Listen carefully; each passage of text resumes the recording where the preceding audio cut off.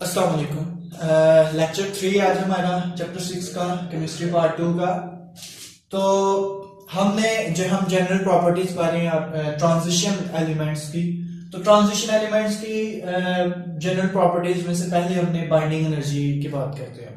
देखिए binding energy जो है ये आप कह ले कि केमिकल बॉन्ड स्ट्रेंथ कितनी है केमिकल बॉन्ड की ट्रांजिशन एलिमेंट जो है एटम्स के दरमियान में, ठीक है।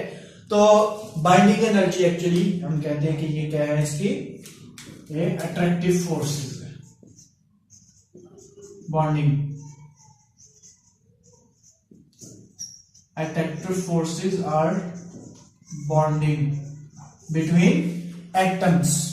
एटम्स जो ट्रांजिशन एलिमेंट है, क्योंकि हम बात करें एलिमेंट्स, हम कंपाउंड्स की बात नहीं कर रहे, ठीक है। इसलिए एटम्स जो एक ही एलिमेंट जो है उनमें जो एटम्स हैं उनमें उनके दरमियान अट्रैक्शन कैसी है, उनके दरमियान को जो बॉन्ड बना हुआ जो मेटेलिक बॉन्ड है वो कैसा है। तो ये बाइंडिंग एनर्जी हम बोलते हैं कि इस तरह से, ठीक है।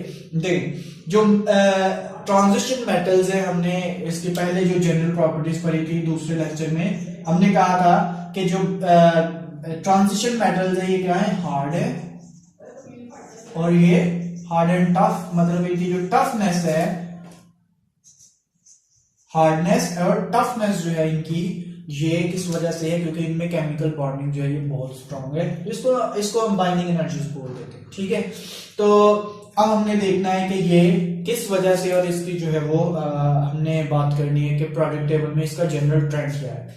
तो बाइंडिंग एनर्जीज किस वजह से होती है?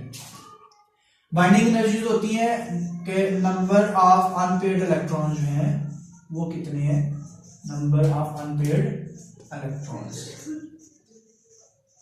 किसी मेटल में नंबर ऑफ अनपेयर्ड इलेक्ट्रॉन जितने ज्यादा होंगे वो उतने ही ज्यादा बॉन्डिंग के लिए उन इलेक्ट्रॉन्स को इस्तेमाल कर सकता है। अगर एक इलेक्ट्रॉन है तो वो एक बॉन्ड बनाएगा, अगर दो इलेक्ट्रॉन है तो दो, मतलब जितने उसके पास अनपेयर्ड इलेक्ट्रॉन्स हैं वो उतने ही ज्यादा उसको यूज करके तो उतनी ही ज्यादा स्ट्रॉन्ग बाइंडिंग कर सकता है और उसकी उतनी ही ज्यादा बाइंडिंग एनर्जी होगी। जब हमें पता है कि जब बाइंडिंग एनर्जी मतलब जो फोर्सेस ऑफ अट्रैक्शन होती है, अट्रैक्टिव फोर्सेस जब ज्यादा होती हैं तो फिर हार्डनेस और टफनेस भी क्या होता है, वो भी ज्यादा होती है, ठीक है। तो हार्डनेस और टफनेस भी फिर बाइंडिंग एनर्जीज पर डिपेंड करेंगे, ठीक है। तो ये जो है डिपेंड करती है नंबर ऑफ अनपेयर्ड इलेक्ट्रॉन्स। अगर पीरियोडिक टेबल में हम देखें तो इसका ट्रेंड अगर हम देखें पीरियोडिक टेबल में, ट्रेंड इन पीरियोडिक टेबल, तो लेफ्ट टू राइट, क्योंकि ये हमारे पास सीरीज है, लेफ्ट टू राइट बात करते हैं इनमें। तीन ट्रांजिशन सीरीज है ना हमारे पास टी ब्लॉक एलिमेंट्स की, फर्स्ट सेकंड और थर्ड जो है। तो लेफ्ट टू राइट जब हम जाते हैं तो हम स्टार्ट करते हैं थर्ड बी से, 3B से, ठीक है। जब 3B से हम स्टार्ट करते हैं, 3B के बाद 4B, 5B एंड 6B, तो नंबर ऑफ अनपेयर्ड इलेक्ट्रॉन जो है वो इंक्रीज होना शुरू हो जाते हैं, ठीक है। तो मतलब number of unpaired electron increase होना शुरू होते हैं, तो मैक्सिमम अनपेयर्ड इलेक्ट्रॉन जो है वो 5th B और 6th B में होते हैं, ठीक है।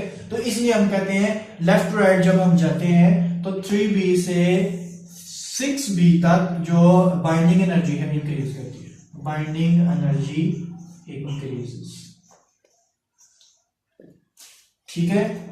बाजू का 5B तक इंक्रीज होती हैं, उसके बाद डिक्रीज होना शुरू हो जाती हैं, बाजू का 6B तक, मेजॉरिटी में 6B तक इंक्रीज होती है। उसकी रीजन क्या है, क्योंकि 6B तक जो नंबर ऑफ अनपेयर्ड इलेक्ट्रॉन है वो इंक्रीज होते हैं, ठीक है। Binding energy increases up to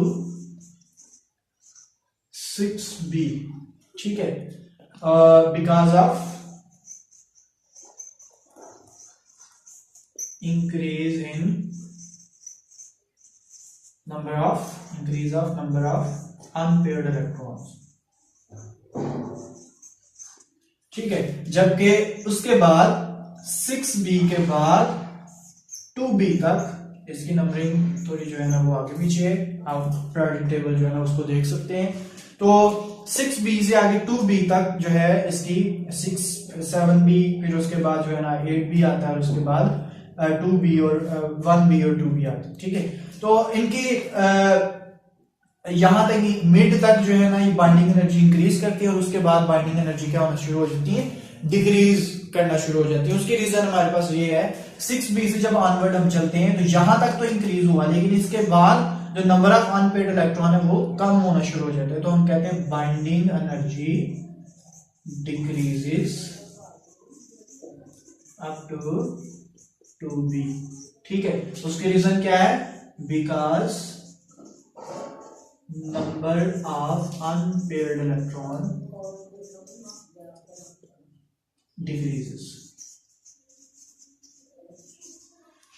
जो फर्स्ट ट्रांजिशन सीरीज है उसमें अगर देखें ना तो वैनिडियम आती है हमारी, वैनिडियम यहां पे, तो वैनिडियम तक जो है ना वो इंक्रीज होता है, उसके बाद डिक्रीज होना शुरू हो जाता है। मतलब कि यहां पे जो हमारे पास है जिसको हम बोलते हैं कि मैंगनीज है, सॉरी क्रोमियम, तो वैनिडियम तक इंक्रीज होते हैं, उसके बाद डिक्रीज होना शुरू हो जाता है। ये रीजन जो है ये इसकी स्ट्रक्चरल डिफरेंसेस की वजह से, इसमें थोड़ी सी स्ट्रक्चरल डिफरेंस होता है जिसकी वजह से 6b तक मतलब क्रोमियम तक जो है ना वो इंक्रीज नहीं होता, सिर्फ वैनिडियम तक इंक्रीज होता है, उसके बाद वो डिक्रीज होना शुरू हो जाता है, ठीक है।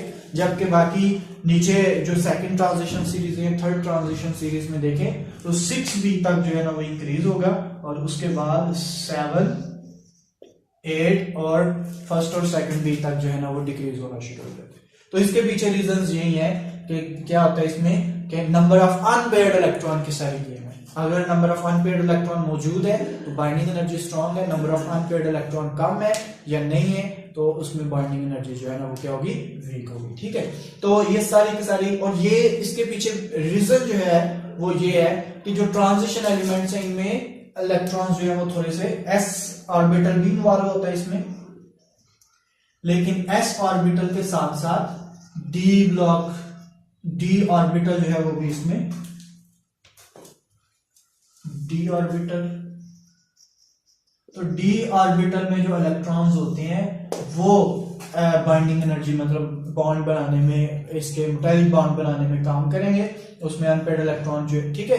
तो इस वजह से जो है ना इनकी बाइंडिंग एनर्जी जो है वो इंक्रीज करती है जब डी में अनपेयर्ड इलेक्ट्रॉन इंक्रीज होती है, ठीक है। तो ये है जी बाइंडिंग एनर्जीज। अगर आपका कोई क्वेश्चन है तो वो पूछ सकते हैं। अल्लाह हाफिज।